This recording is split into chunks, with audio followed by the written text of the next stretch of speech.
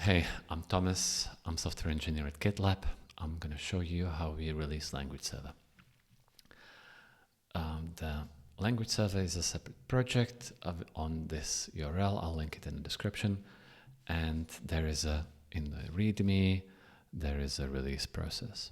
It's a very short process, but I want to do it separately and record it because it takes quite a while to build. I think it takes us about 20 minutes for the CI to finish, and I don't want in the main release meeting to look for 20 minutes on the CI.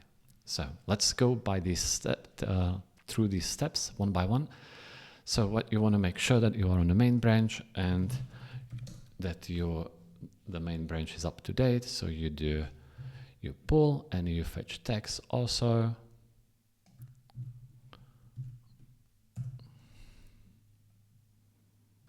Just in case there was some release since you last did this, switch to the latest commit. We've done that, and we will check out a release branch with today's date. That's 12/10.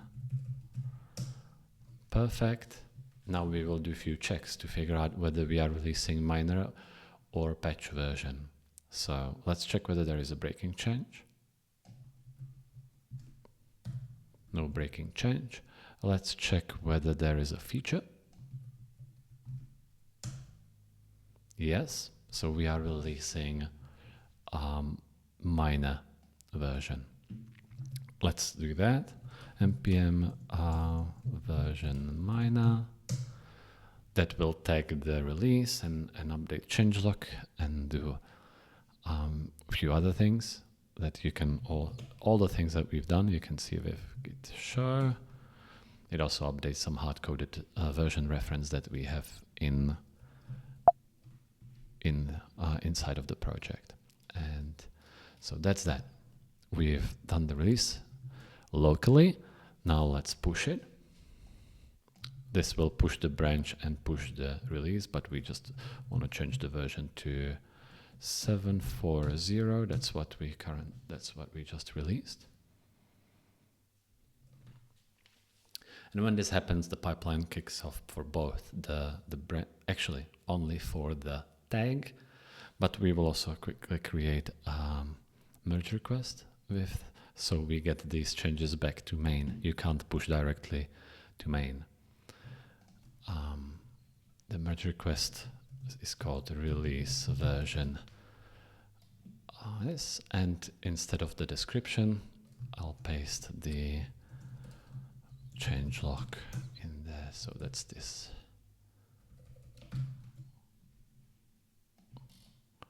And as a